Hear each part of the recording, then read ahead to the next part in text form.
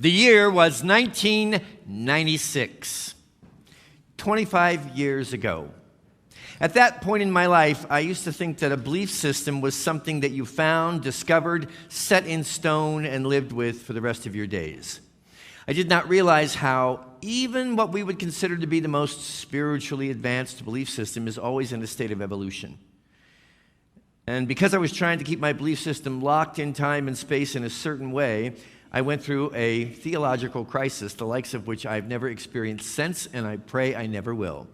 I had to watch the crumbling of what I presumed to be true as I was discovering another level of that truth.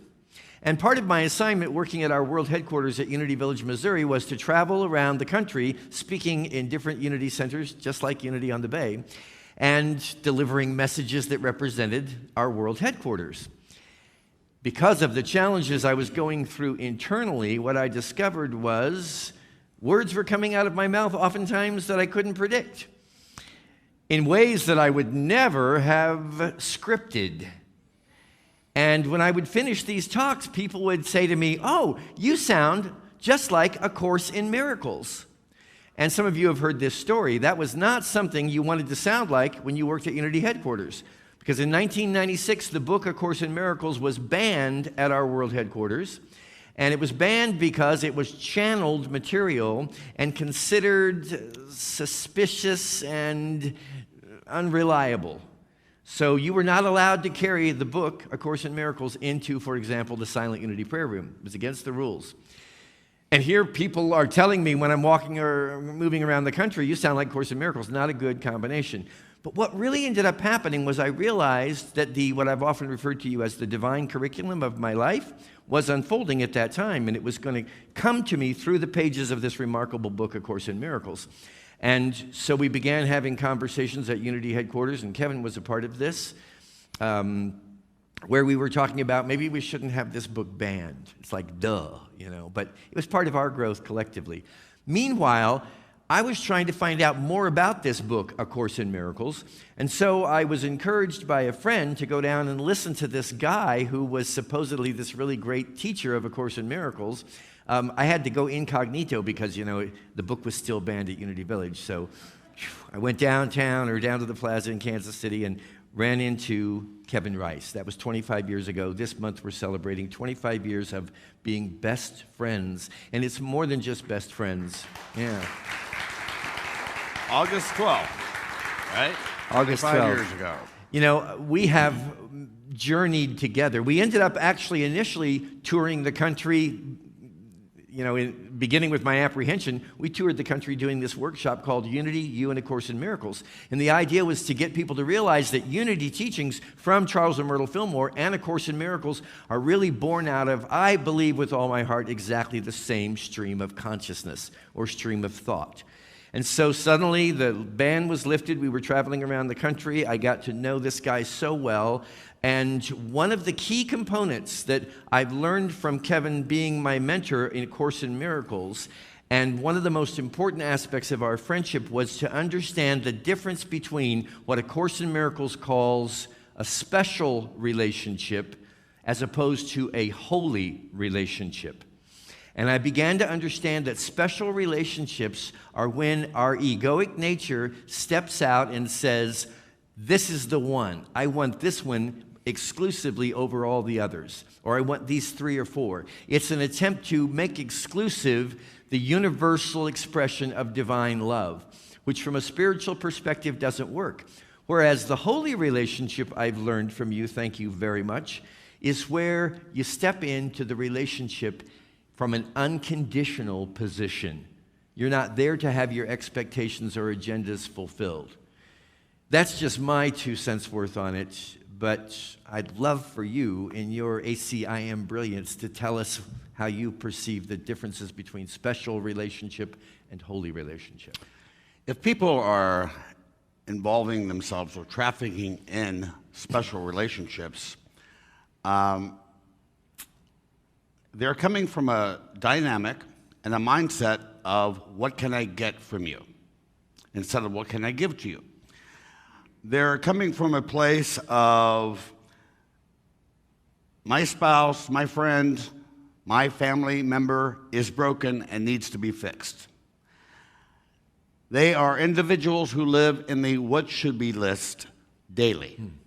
Okay? And there is where the tension is between what is and what should be. And it's very important to understand that special relationships is actually an illusion. Because most relationships, unfortunately, are two sets of expectations coming together, living in frustration, and then they call it love. That is not love. It's fear, right? So there's a better way of approaching your relationships differently. Again, the special relationship is riddled with judgment. It's also riddled with guilt as well. Let me give you an example about how we process guilt in our lives. Guilt is the most unproductive emotion in the world. Guilt is the glue that keeps the egoic model of special relationships intact. So if I foster guilt in my mind, in our relationships, for instance, and I feed and foster guilt in my mind, I will see my past full of shame or sin, and I will see my future full of fear. Okay? So it hooks me, and it hooks the relationship as well. So I don't like that guilt at all. So what do? I repress it and don't like it, so I project that unconscious guilt to other people. They're the problem, not me. Okay? So, look, happiness is an inside job. Okay? So a special relationship props Chris Jackson up to a pedestal, and make him special. So he's required to give me happiness, being content, satisfaction, and so forth. He's not going to give it to me. So what happens is my special love relationship with Chris turns into what? A special hate relationship. Hello? I just want to say we're speaking from experience here, my friends. Yeah. Because not only are we friends, but we've co-journeyed in this teaching, learning model. And initially, when we first got together, he is so different from me. And, you know, I know that the way I am is better than the way he is. So it made me often find myself in the situation of saying, Kevin, I have to correct you. And I'm only doing it to make you better. And then he would say, well, that's just a conditional special relationship. And I would get so angry at him. I'd say to him, I have every right to hold you accountable to certain behaviors. This is a relationship, it's a friendship. And I couldn't get it into my head that really loving relationships are conditionally free. We grew up with this model that it's okay to have an image of what we want and then insist that that be provided by the other person. And as long as we get it, just like you said, I'm happy, I love you. But the minute it's taken away, which is what happened to me with my initial marriage, suddenly one day it was gone. And I was rightfully angry and judgmental. And I was also sinking fast and deep into this special relationship. Yeah, because the special relationship is only focused on form and ignoring the content of fear that's really running and hooking the relationship. So I'll give you an example. I gave it my illustration in my book. You all have it.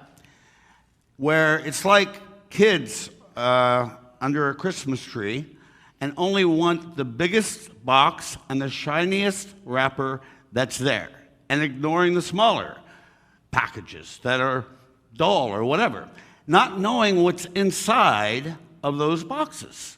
The same is true in our relationships with other people.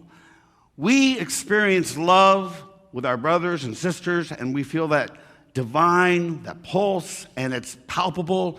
And what do? The egoic mind pops up and says, let's box this down. Let's label it. Let's contain it. Okay? Let's make a structure of it. There and then, love is lost in that moment. a colleague refers to it as special relationship is the home of guilt, okay? So we want to undo this guilt by allowing the relationship to be transformed into a holy relationship, right? And letting go of the intricacies and the quirks that all of us have. Did you know that your minister has quirks? He does. This morning, Don't believe him. Listen. I'm never inviting you back here again. Yeah. So this morning, I stayed the night last night here, and I woke up and I said, hey, where's the toothpaste? And he yells at me from the other room. He says, it's in the kitchen above the sink. And I said, oh, yes, that's where it should be, in the kitchen, right? So, look, I brought a little fork with me because it reminded me a couple of days ago, somebody put a meme about a guy wearing a fork by the dishwasher, and the question was, forks up or forks down? And most people put forks up. And one guy says, who forking cares? And I said, I forking care. I prefer to have my forks up. And then that was my egoic mind saying, I'd rather be right than happy. Yeah. And my answer is this: I'd rather be happy than right. You know, I don't want to fixate so much on the form of our relationship, but whether or not I am extending and expressing the good, the sacred, and the beautiful, not to just you, but to everybody. And I don't want to traffic in projection psychologically, but I want to traffic in extension. Like lesson 14 in A Course in Miracles, to give and to receive are one in truth. I will receive what I'm giving now. To Danny, I offer you compassion. To Carmen, I offer you understanding. To Jeff, I offer you wisdom. I am neutralizing that projection. And therefore, I understand that by doing that, I will also receive what I'm giving out now. That's why I gave my book free to everybody. That's why I give my bracelets free to everybody. Because I know this principle: as I give, I will receive. It's important to know. You know, true. This is the first person on the planet I ever had an unconditionally loving relationship with. And when I use that word unconditional, it's been tested now for many years, because I can really say to myself, it doesn't matter what you do or how you do it, you can keep your toothpaste anywhere you like. Yeah, in the bathroom. It doesn't matter. You know, it's such a wonderful experience, and I'll be eternally grateful to you for this, Kevin Rice. It's such a liberating experience to know that you're going to love somebody regardless. It doesn't matter.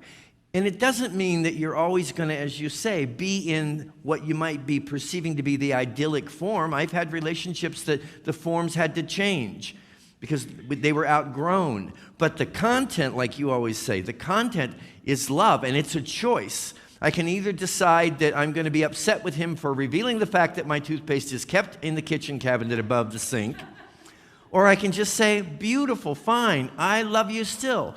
And what I found is that as we have honed in on this, there's just nothing. I really think I can say that heartfully, sincerely. There's nothing that could stand in the way of this. I agree. And as it's been modeled in this friendship, I'm able to then model it more and more in other relationships with family and with friends, and be able to recognize there just isn't anything more valuable than love. Correct. So it's easier, a special relationship when they feel that love, and immediately they say, how much is this going to cost me, right? Yeah. Because they have to pay a price for this contract. And it's just easier to not have that contract, to not have that expectation or the agenda. And it's nice to be with a person who doesn't have any, any burden that bring into, or baggage that you're bringing into the relationship. It reminds me of what A Course in Miracles refers to as the laws of chaos, which is the first law of chaos, or the first law of the ego is, I have a set of perceptions and value system here, and Chris over here has a set of perceptions and interpretations there. It's not only different, but my perceptions is better than his. The moment that I take that first step into the descent toward hell, I will not recognize the other steps that will follow. And they will follow. So I'd rather be at peace, okay? I'm not here to correct him. I'm not here to improve him. I am here to accept him as he is. Period. Full stop. If I traffic in judgment, I'm moving myself outside of the present moment and futuring myself or pasting myself and projecting that awful model to my best friend. And I would never do that. And one other thing, too. You know, in your meditation, you said, find somebody that you love and try to see it in other people. This is an extension. So I love Chris unconditionally, and I want to extend that love to everybody. Okay? Faye, my dear friend Danny, who's here, everybody, John Irvin, all the people that I love equally. You're not special, but you are sacred, and you are holy, and I will treat you accordingly. And what I find is when I've gone into this, you say, you're not special. Just look and see. Imagine if somebody that you had been in love with and had this wonderful relationship with, you woke up one morning, they turned and looked at you in bed and they said, you know, I just want you to know you're not special to me. I say that to my spouse almost every day. But I do. And he laughs. But it's... it's this conditioning. You know, there's a part of us, the conditioned part, that has always wanted to think, I'm special, I'm extraordinary, and there's someone here that thinks I'm special, as opposed to realizing the special sacred split, which is, no, not special, but sacred. And so are you, and so are you, right. And so are you, and so am I. And the equality that comes out of that, and then the breaking free. I often refer to this as hip pocket expectations, because you find someone, you think, oh, there's something going on here. This is a good energy. We should pursue this relationship. And so you go on a couple dates and it's getting better and you're feeling, this is really good. And then all of a sudden, out of nowhere, they reach in their hip pocket and they pull out a list of expectations that they probably even themselves didn't know was there. And they start reading that off to you. Usually the way I've told you before that you find out about this list is not because you knew that they had that expectation, but simply because you violated it without knowing it existed, and then they got extremely angry at you. And they were disappointed. How is it that you didn't meet the expectation that I never told you I had? Correct. And that's when the deterioration process steps in. It starts going fast. It's the descent into hell. It really is well phrased. It's also relatable in terms of intimacy. People think that intimacy is sex. Mm-hmm. Intimacy is not about sex. Intimacy is about two individuals who can share with each other with being authentic with each other. At the end of the day, they tell what's going on with their lives with complete honesty, no filter. My friends, that is intimacy. That is intimacy. And that is what you and I experience. That intimate, not private conversations, but one that you're just like, oh, you're safe with me. Mm-hmm. That is intimacy. You can say anything you want to say. I don't care. Yeah. You're safe. No judgment, right? No agenda. That's intimacy. And that's love. That's love. You know, that is love. We so associate love with conditions. Again, it's this programming that we've received, that if you love me, then it's or I love you, then it's okay for us to be able to have even mutually upon agreed expectations, agendas, standards, or whatever, as opposed to in any given moment, I'm giving you license to be whatever you need to be. And I'm trusting that more than I'm trusting my prescription about what you ought to be. Correct. Which doesn't have any meaning at all, because I barely know what I should be doing in my life, let alone anyone else. Yeah. You know, A Course in Miracles, my paraphrase, said any attempt to correct a brother is because you believe that you have the power to change another person, which is quite egotistical, which it is. Arrogant. Yeah. It's the epitome of arrogance. Not only do I know what's wrong with you, but I know how to improve you. Correct. Thank you very much. I unconditionally love you as I walk as far away from you as I possibly can. Yeah. You know, that's the battlefield. The special relationship is basically on a battlefield, constantly. Yeah, I know. Right? I'm at war with your perceptions, your interpretation of the world, and so forth. I'm going to pick my sword up mentally. I'm going to bring my defense, my shield up, and my spear, and I'm at war with you. Yeah. Oh, let's call it love, by the way. I was just going to say, but I love you. Yeah, but I love you. You're great. Just stand back before I harm you with this terrible weapon, but I love you. So we want to be above the battleground, right? Yes. No judgment, just kindness. It reminds me of I was at Starbucks in West Palm Beach, and I met this guy like 3 times. He's very kind, but something was going. I could not understand him, what was happening. And I said to him, using my own prayer, my personal prayer, Holy Spirit, help me to see my brother through your eyes, through the eyes of the Christ, right? Through holiness, through love. And immediately when I said that, he came down and sat right next to me. And he said, I want to be honest with you, I'm homeless. And I have been for 2 years. And I looked at my bracelet, I said, what will love do now? I said, what do you want? He says, I need a bed. So I moved mountains to make sure he got a bed, shelter, and that was as sacred, as holy as what we are experiencing right now. Mm-hmm. So, okay. So, you know, there's Norman Lear, who was created like All in the Family, other series. He has a motto that says, over and next, right? So when he has a project, like I did with my friend here, okay, I gave him a bed, a place to go, food, some money, okay, and then it's over, and go to the next. In other words, it's not my life to intend to try to plan somebody's future or even my own, but rather to be in the present moment, right? If it's over, next.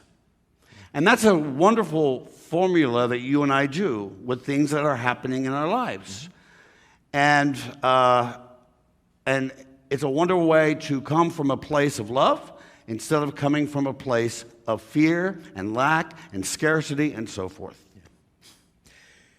If you would like to have more of these kinds of conversations, all you have to do is park yourself on a balcony very near my own, because every time Kevin comes to town, this is our dialogue. We're always probing this together. Overlooking Biscayne Bay. It's a beautiful place to be. You may not know that Kevin is also the founder of Only Loving Thoughts, which is the Academy of Spiritual Awakening. You can discover more about that by going to onlylovingthoughts.com. He's also, as you may already know, the author of the book, The Game of Love, Changing the Rules Changes Everything. And he did bring copies for everybody, so if you didn't get one, a free copy when you arrived, pick one up, especially if the subject this morning of holy relationship has any appeal or resonates with you. this is a great manual on how to move forward in that direction. And he also brought for all of us these bracelets that say, and they're a real value when it comes to holy relationships, what would love do now? The moment you get triggered by another person, stop. What would love do now? And one other thing, for people watching through Facebook or YouTube, my book, I made sure that my book was 1 cent. And all you're going to pay for is the shipping. That's it. So onlylovingthoughts.com, 1 cent to get this book. All right? So 1 week, just for 1 week. 1 week only. Yeah. The Kevin Rice Blue Light Special. In addition to this being an anniversary of our 25 years of friendship, today in particular is also the anniversary of your first of 2 brain surgeries that we were told you were never going to survive. That was 5 years ago. Today. First brain surgery. And, you know, for weeks this guy could not speak a word. He suffered from aphasia that took a long time to get his vocabulary back. And can you believe, I mean, in the power of miracles by what we just witnessed coming out of him today. Thank you, my friend. I love you. Hey, unconditionally. If no one has told you today that they love you, allow me to be the first. I love you so freaking much, and you are pure light. Right back at you.